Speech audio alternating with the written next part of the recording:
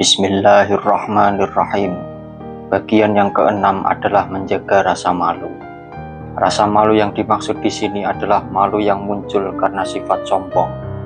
Misalnya seseorang malu ikut berjamaah dengan masyarakat awam karena merasa bahwa dirinya seorang pembesar. Untuk menggapai Allah, sifat malu yang tidak benar seperti ini harus dibuang jauh. Saudaraku yang dirahmati Allah, rasa malu adalah benteng diri di tengah dunia yang terbuka. Di tengah arus zaman yang semakin terbuka dan bebas berekspresi, ada satu nilai luhur yang mulai terkikis dari kehidupan sebagian manusia, yaitu hilangnya rasa malu dan gemar mengumbar aib seseorang.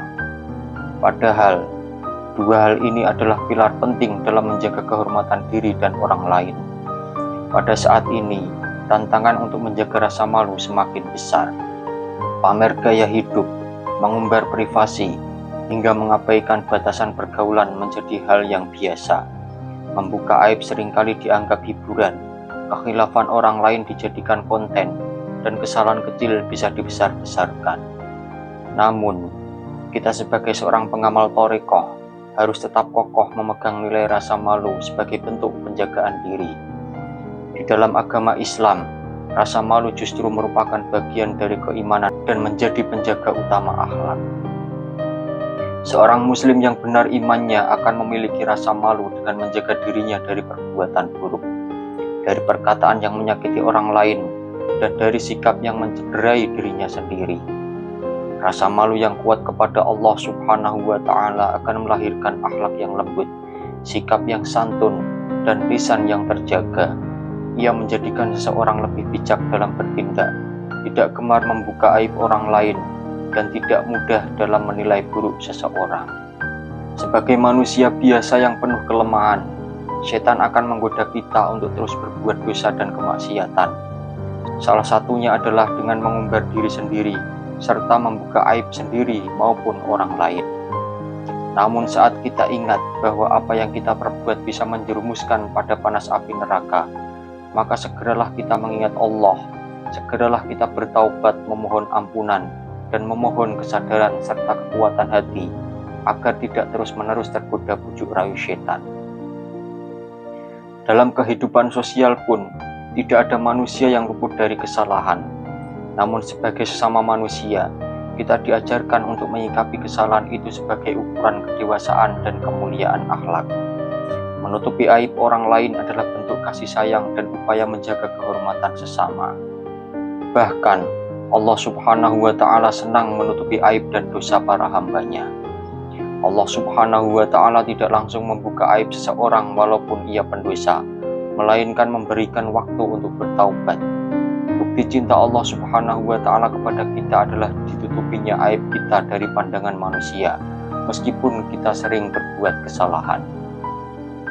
Rasulullah Shallallahu Alaihi Wasallam bersabda, sesungguhnya Allah Maha Pengalu dan Maha Penutup aib, serta Allah mencintai rasa malu dan sikap suka menutup aib.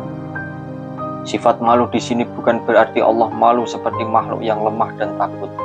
Namun Allah Subhanahu wa Ta'ala memiliki rasa malu yang agung dan sempurna, yang muncul karena kebijaksanaan dan kasih sayang kepada para hambanya. Hadis ini juga menegaskan bahwa Allah mencintai sifat malu, dan Allah mencintai menutup aib di antara manusia. Seorang pengamal thariqah seharusnya memiliki rasa malu, karena segala perbuatan kita selalu diawasi oleh Allah Subhanahu wa Ta'ala. Allah telah menanamkan dalam fitrah manusia suatu naluri untuk membedakan apa yang baik dan apa yang buruk. Oleh karena itu, rasa malu adalah benteng diri, dan menutup aib adalah bentuk cinta hakiki kepada sesama. Marilah kita jaga dua adab ini agar hidup kita penuh kebaikan dan mendapat ridho Allah Subhanahu wa Ta'ala. Karena pada akhirnya, orang yang menjaga kehormatan saudaranya sejatinya sedang menjaga kehormatan dirinya sendiri. Rasulullah Shallallahu Alaihi Wasallam bersabda, malulah kalian kepada Allah dengan sebenar-benarnya malu. Yang dimaksud malu kepada Allah dengan sebenar-benarnya malu adalah menjaga kepala dan anggota badan yang terletak di kepala, menjaga perut dan anggota badan yang berhubungan dengan perut, mengingat kematian dan saat badan hancur dalam kubur. Barang siapa yang menginginkan akhirat, hendaknya ia meninggalkan kesenangan dunia. Dan barang siapa yang melakukan hal tersebut, maka sungguh dia telah malu kepada Allah dengan sebenar-benarnya malu. Saudaraku yang dirahmati Allah, yang dimaksud menjaga kepala dan anggota badan yang terletak di kepala adalah secara zahir ada indera kita, maka jagalah indera secara syar'i. Berikutnya di dalam kepala ada pikiran dan otak, maka jangan melamun, jangan berimajinasi dan memanjangkan angan-angan. Bagi pengamal thariqah, sudah seharusnya pikiran dibuat untuk bertafakur kepada Allah. Maksud menjaga perut dan anggota badan yang berhubungan dengan perut adalah menjaga dan memastikan apa yang dimakan adalah halal. Selain itu, menjaga hati agar tetap bersih dan bisa menjadi pantulan bagi cahaya Allah. Sedangkan maksud mengingat kematian dan saat badan hancur dalam kubur adalah ketika orang berbuat dosa, kemudian ingat alam kubur, itu membuat syahwatnya hilang. Ulama sufi berkata, standar pemahaman hamba pada Tuhannya bukan terletak pada banyaknya amal, bukan pula pada langgengnya wirid, namun standarnya adalah sejauh mana ia memahami nur Allah, sejauh mana kefahamannya akan sikap merasa cukup kepada Allah, serta sejauh mana kemerdekaannya dari belenggu tamak. Lalu ia berhias dengan hiasan warok dan zuhud.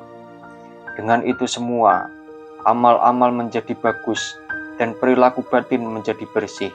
Sebagaimana firman Allah, kami jadikan apa yang ada di muka bumi sebagai hiasan baginya, agar kami menguji siapa di antara mereka yang paling baik amalnya. Wallahu a'lamu bishawab.